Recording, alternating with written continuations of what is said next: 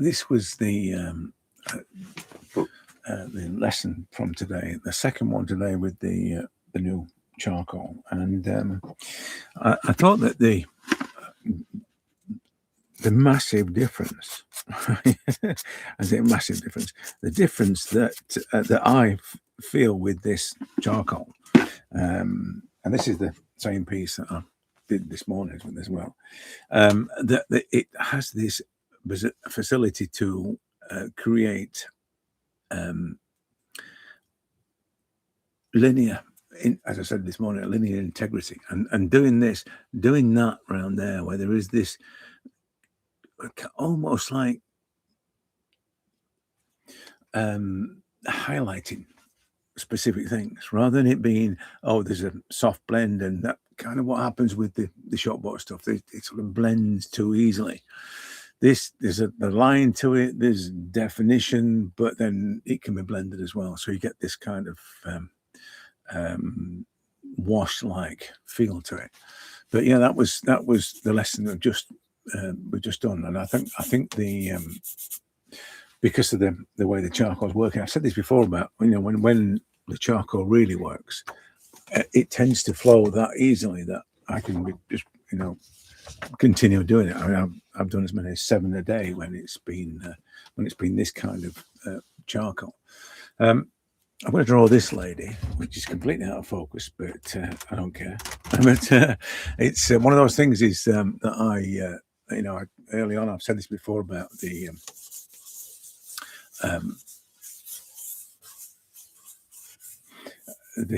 images being out of focus is often a good way to start, to learn to draw anything, I suppose, but certainly from a point of view of a face, because of its it naturally eliminates all the unnecessary,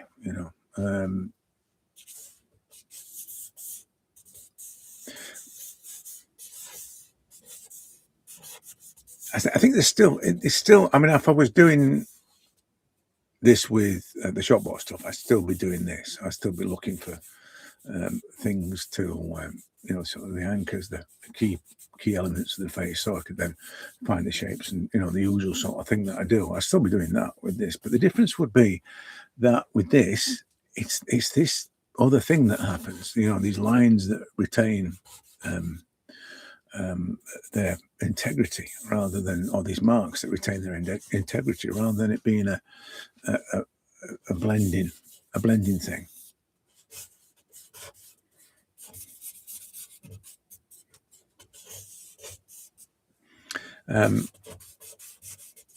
I think also the size of it has got something to do with the way I respond. I know that I prefer it to be a thicker piece, but I think the length of it as well is one of those things that make a difference for me.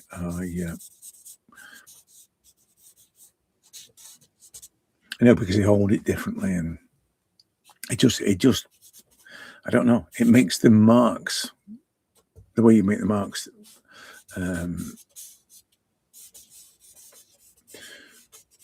I think more connected to the to your hand. Somebody said that my my hand flows in the videos. I suppose it does to some degree, but I think it's probably more to do with the the shoulder kind of arrangement. I'm not doing this kind of thing or wrist sort of thing. It's always from the shoulder, so it appears to flow. But it's just because it's pivoting from a shoulder, not from a wrist or in the hand.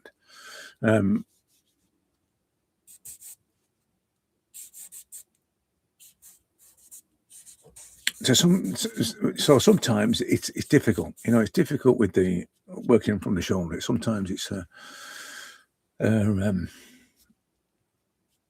it aches, makes your shoulder ache, and it's just difficult to get any kind of precision with it, But I think if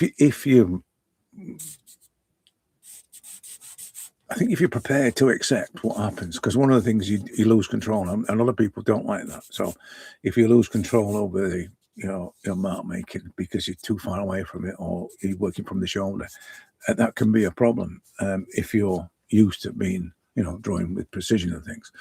And so that's probably a big problem for people. The reason why they might think that my arm's flowing freely, kind of thing, gliding freely, I think she said. But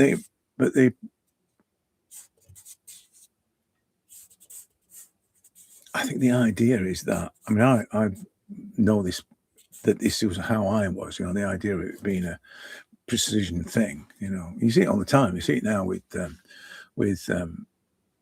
way people draw and the way people teach people to draw. It's always about that precision. You might as well get rulers out. Some of them, it's so focused on exactness.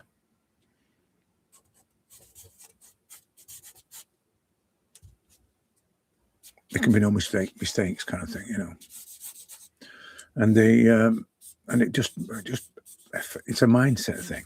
It's just until you get past that point, you can't really allow yourself to flow. You're just stuck in that idea that it has to be done in a certain way and it has to be done like this. And it's to do with outcomes. It's to do with expectations. It's always about that. But breaking those expectations is a hard thing. It's a perception of it, how it should be, is the problem. Like I was saying earlier about the kid that said you should have goals and it's the only way to do it and all that kind of thing. It's the last thing you want is a goal. There's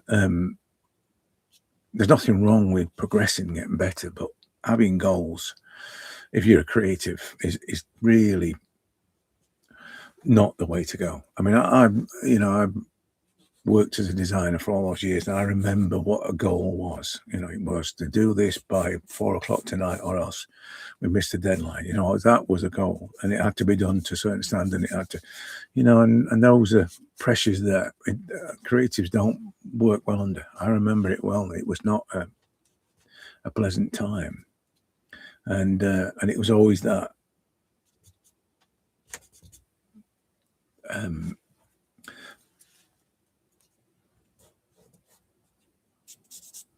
That fight between what you wanted to do in terms of creativity and what you had to do in terms of what the design required.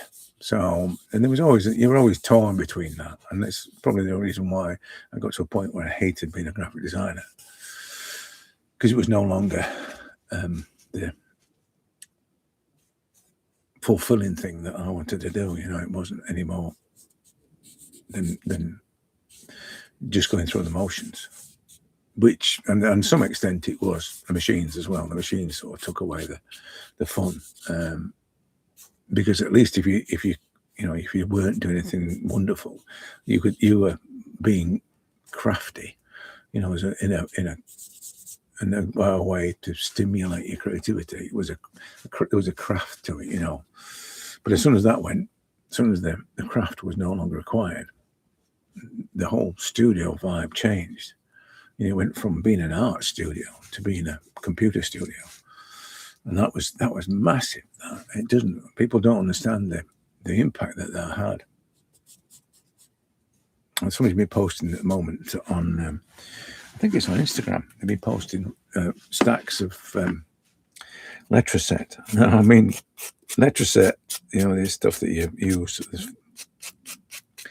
with to put headlines down and all the rest of it. In a way, I mean, I was in the studio before Letraset became a thing. Letraset was the cheater's way. We could knock headlines down, and we learnt typefaces, and we could knock a headline in and with subheadings and everything else, with a brush.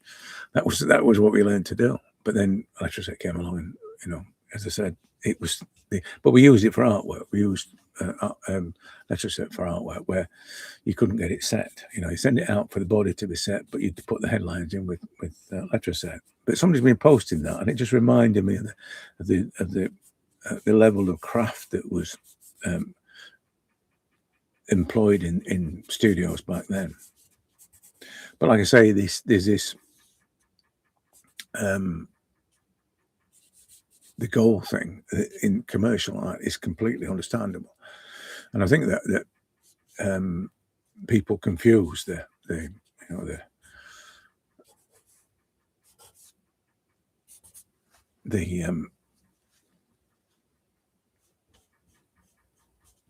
being an artist as if it was a commercial thing. A lot of people think of it as a commercial thing, and I suppose if you were, selling it and doing it weekends at fairs or God knows what else, then yeah, you are being commercial, and you should really, set because the problem with that is that you'll always be thinking about what sells.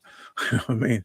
And that's not a good thing for a creative. And then when if you're not like that and you do sell something, that thing becomes the definition of sales. So you'll always look, oh well, that's all. I'll keep doing that, And that was the thing that I remember. Jim Eckersley was one of the guys in Eckersley and Brennan before it became Plum Tree Studios, and he used to do. He was an illustrator. He was an illustrator, and he used to do the sort of the watercolors, the local scenes, and all that kind of thing. And I always remember him saying, "Be careful who you sell to, because they become your go-to place when you need to make some money." And if that's the first problem. The second problem is you may become defined by what sells, and that might not be a good thing, because the people that buy it might not be your forever target. You know what I mean? You're better off saying, I'm just doing this. If it sells, it sells. If it doesn't, it doesn't. So that goes back to the goal thing. I'm going to, what is the goal? I'm going to do it like this. I'm going to do it like that. I think the only goal, perhaps, if you want a goal, is just to do it and get better at doing what you perceive it to be, rather than what you think it should be. Rather than some of these that will just pick a style and it's and you can see it's a production style. Just get better at doing that. It's not a good thing. It's not a good thing if you're really serious about it. It's not a good thing to have a goal.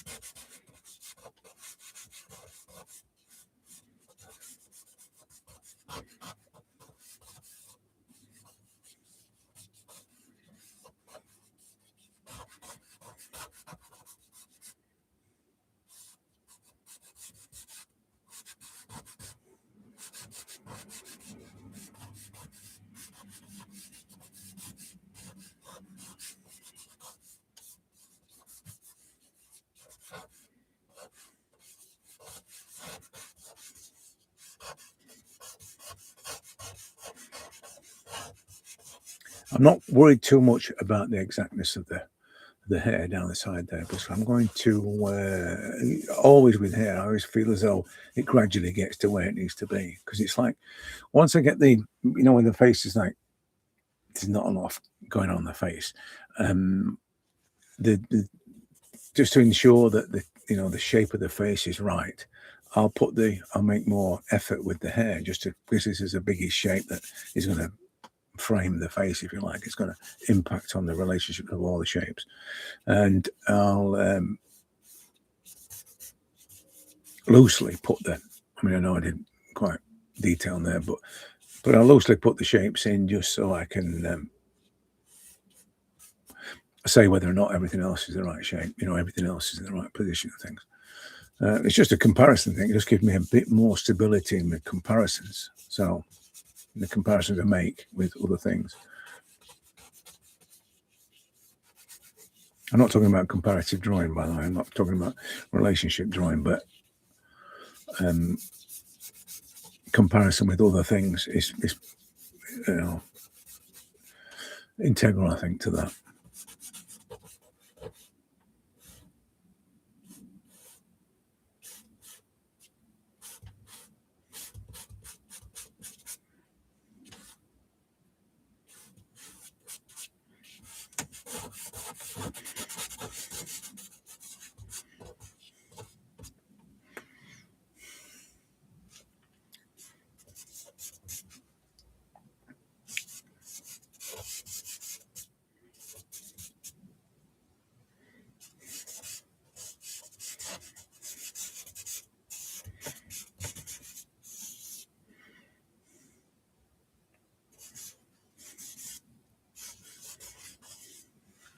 like I say, it tends to be a progressive thing, you know, hair. But I get to a point where I can see it's a little bit thin there, or it's a little bit narrow, or whatever. But I just, once I've got something down that I can work with, then I can adjust it accordingly. I'm going to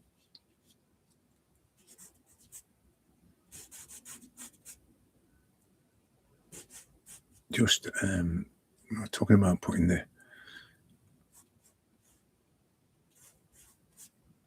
markers in. I'm just going to do that to increase the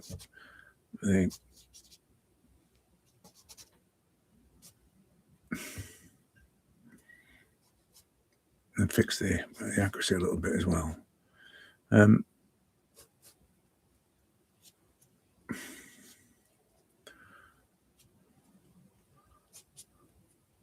think I need to just sharpen the charcoal a little bit so I can get rid of these.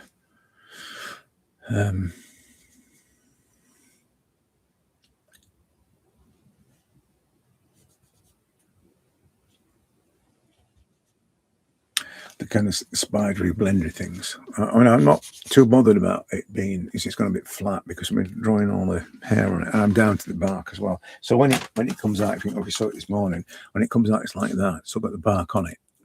So it still has the bark on it when I'm using it, but I just scrape it off most of the time.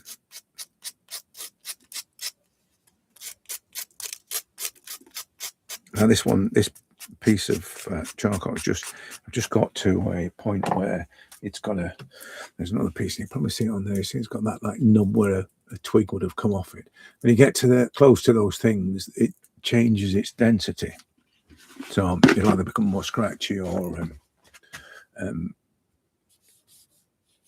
won't work at all. Sometimes it could actually be a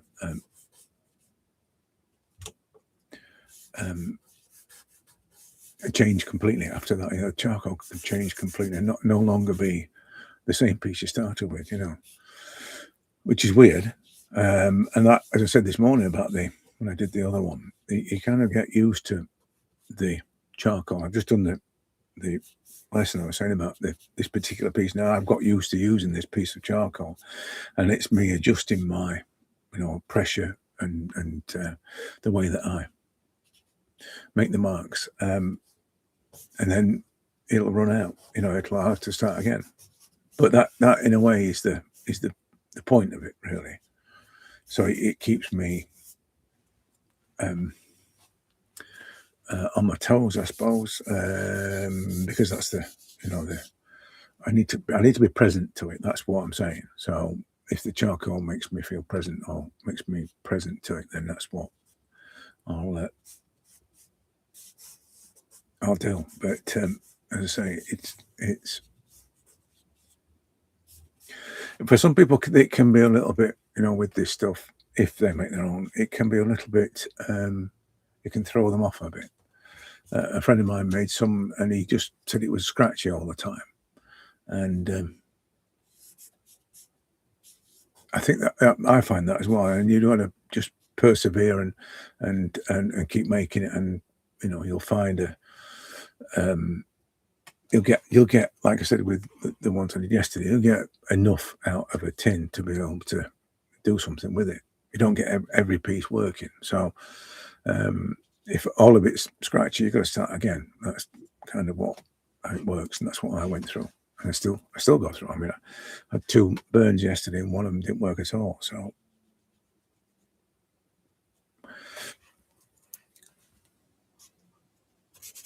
now I'm at the stage of I kind of got everything in the right place. All I've got to do now is fix the tonal aspect of it. And this is the other thing with the homemade charcoal. I'm not too worried about it being, if I touch it, it gets too blendy, because it doesn't. It still retains, as I said this morning, it still retains those definitive lines and or the definitive marks. There's still a sharpness about it. There's a kind of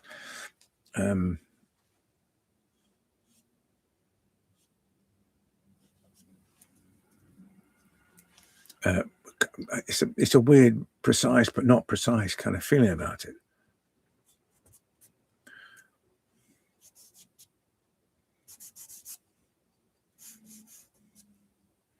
I also, when it gets to this sort of length, I also like it because it's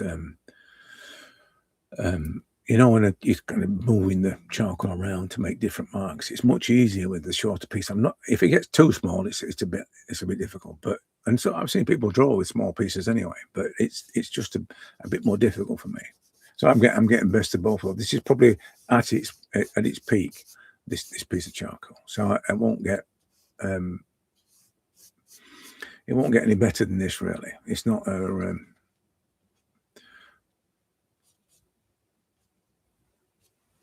you know, repeatable thing. So I'll not be. I might not. This group. I think this charcoal might be a good batch. So the way it's shaping up, I think it might be a good batch of charcoal. So we'll see what happens with the next piece that I pull out.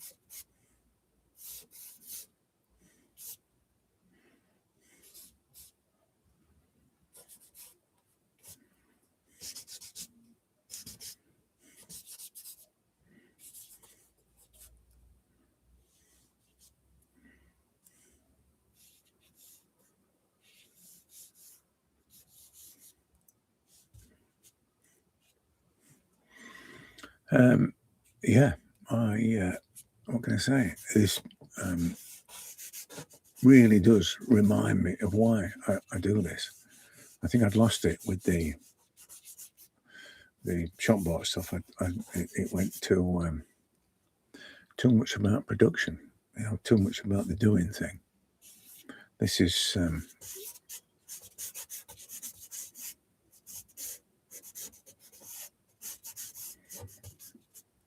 much more expression related. You know, it's more. I feel as though my response is being transmitted through the charcoal. So it sounds a little bit pie in the sky, that, doesn't it? But it's true. I mean, I just feel like the charcoal is helping. So I don't have to think about it. That's the thing as well. I don't have to think about whether or not it should be doing this and it should be doing that. And I also like the it's probably not so much with this charcoal, but you know, because I'm not trying to make curls, if you like. I might get to that as I start to get the shape better. But when it comes to making, you know, drawing hair, the sort of the drop off thing, the as you return to the charcoal having made a few marks, and it's lost some of its density, and there's a kind of internal sort of some of the marks that are still remnants of the initial marks are still there, but the density's gone, and it leaves this as if it was hair. It's as if you'd actually put drawn every hair. Sometimes, not necessarily with this, but sometimes it feels it looks like you've drawn every hair, or determined to draw every hair. But it's just the charcoal working for you. I'm not sure that, and you can see how I'm pressing on this as well. So again, I'm not sure that it's going to work if you're using certain types of brand charcoal. Somebody just mentioned that Nitram are going back to making it like they did 15 years ago or something. I always thought Nitram was compressed. I never knew it was,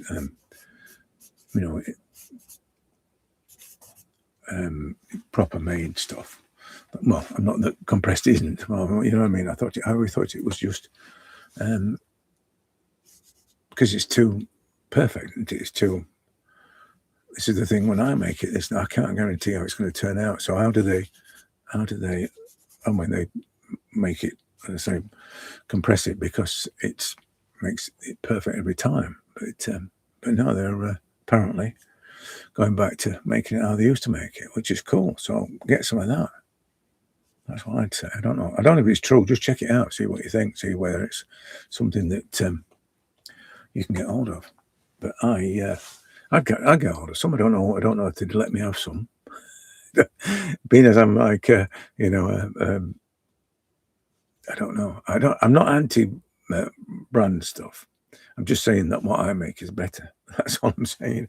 So I don't know whether or not they'll let me have any, just so that I could just take it apart and say, it's not as good as my stuff. No, that wouldn't be good, would it? I should get some and do that anyway. Just see what they say. They might shut me down. Ask me to remove the video because it's doing whatever. I don't know.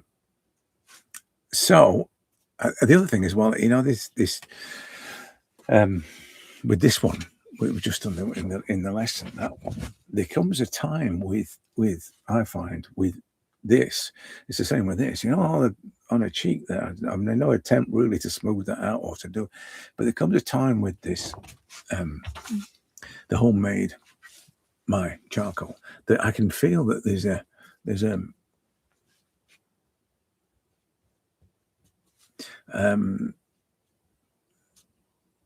decision to make about what's necessary and what isn't. In terms of the finish of it. So do I need to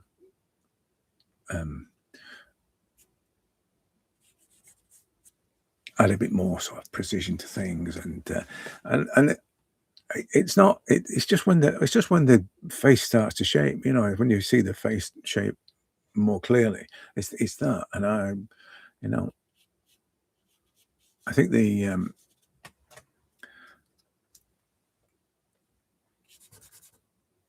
sorry, I'm just trying to get that right there. I think the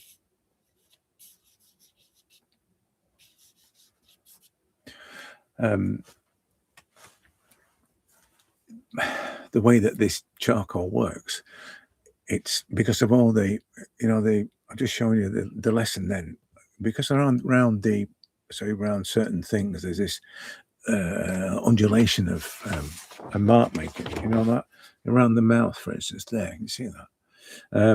It's like, it's there, but not there. And that's the inconsistency of the charcoal thing. That's the fact that it's not a continuous line, which is one of the things that I like about it, and which is what I suppose when I'm drawing all the hair and having to apply some pressure to it and move in certain ways. I think that's what's happened. There's an inconsistency of it, and it gives it that vibrance. I think that's probably what it shows in the other. When I get to certain stages, do I start to fix that so it isn't inconsistent, or do I just go with it? You know, the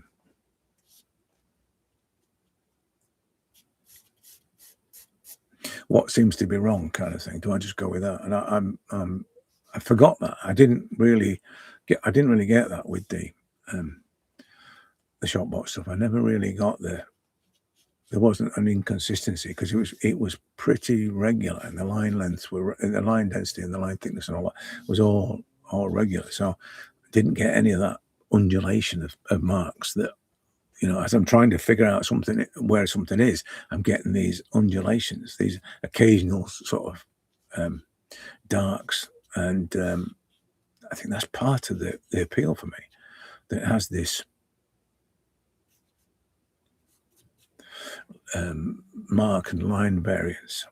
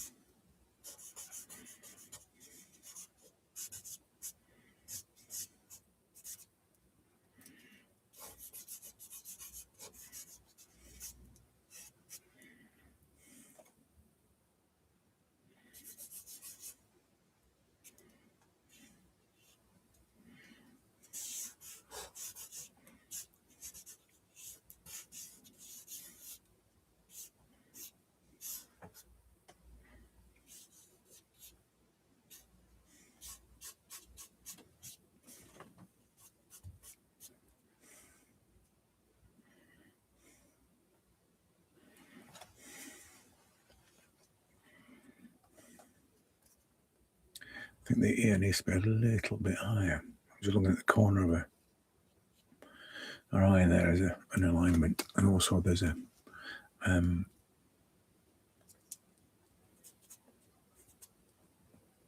distance issue there, although by the time that's there's a shadow on there. Yeah, I think that's going to be all right. That, just think about the distance that was showing then. But yeah, so that's it really. I'm just enjoying using the charcoal. I think that's what it is, and I just wanted to get back on and show you what happens when the charcoal's right.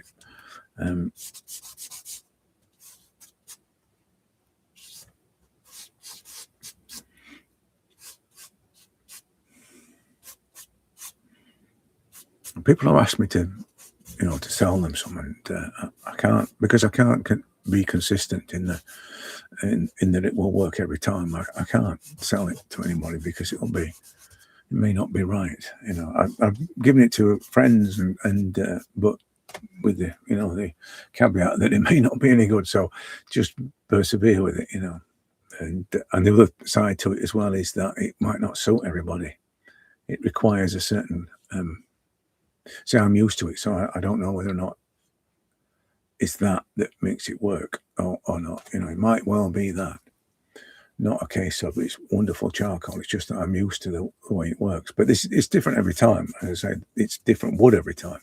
It doesn't come from a different place. Sometimes it's the same. Mostly it's the same place. There's a 3 or 4 hazel trees on the park where I walk. Well, 3 or 4. There's hundreds of them.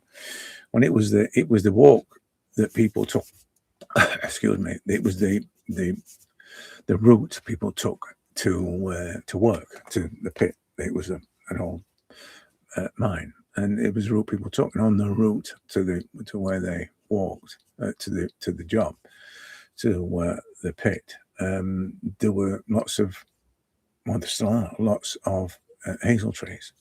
So I suppose in the autumn, when they were fruiting the nuts, they'd be picking the nuts for food.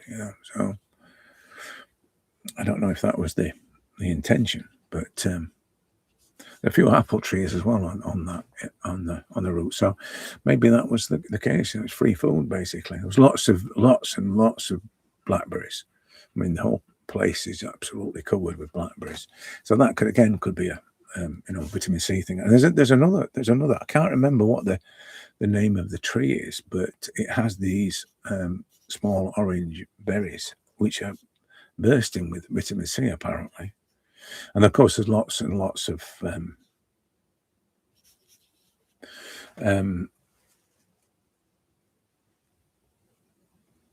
rose hips. They're everywhere. So we make rose hip, not jam, but rose hip juice, if you like. For obvious reasons, full of vitamin C's and all kinds of things. Good for you. So I don't know. I think that's probably why that the thingies were there. The hazel trees were there. I don't know. It'd be nice to think that that's the mine owners thought about their workers in that way, but I doubt it. Even when it was the NCB, the British Coal Board, National Coal Board, I don't think they were that caring about the workers.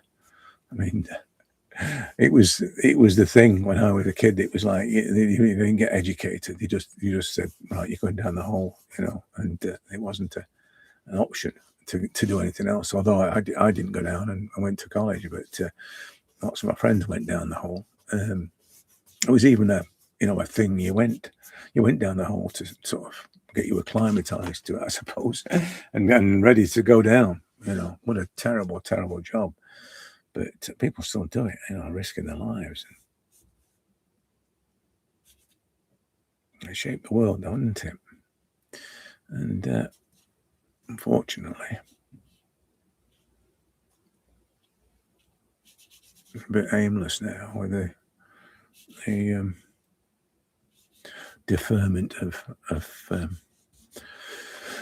carbon fossil fuel emissions and all that. It's all deferred to third world countries, isn't it? Which is wrong. But I'm not sure. I don't want to get into it, but I'm not sure about CO2 saturation anyway. So I think there's a bit of a scam, I'm afraid. But there you go. When there's money, inevitable, isn't it? Anyway, so I'm just about done with this, and I'm just going to, like the previous one, I'm just going to just fiddle with the hair for a bit, just to get it a little bit more flowing, and I'll probably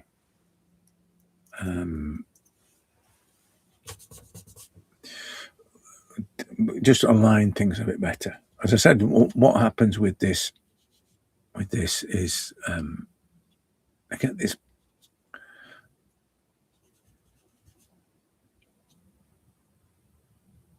it's kind of it's right but not right kind of feeling about it, where there's enough of implication there for it to feel right. There's one of the things that I think I was talking about this in the lesson just now. This continuity of tonal value, and this it's almost like the tones that are generated by the charcoal are familiar with each other. It feels as though that when you graduate from one to another, there is definitely that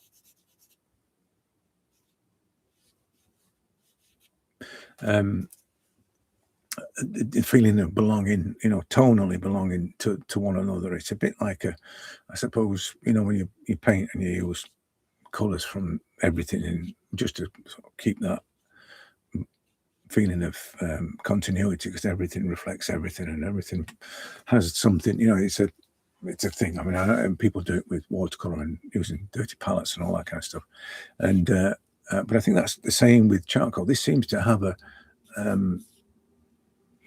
a continuity of belonging with each. Every tone seems to belong to the other tone. It doesn't suddenly leap out and become darker or suddenly become lighter. But it still retains the differentiation between one thing and another. It's still a lot of shapes being kept in the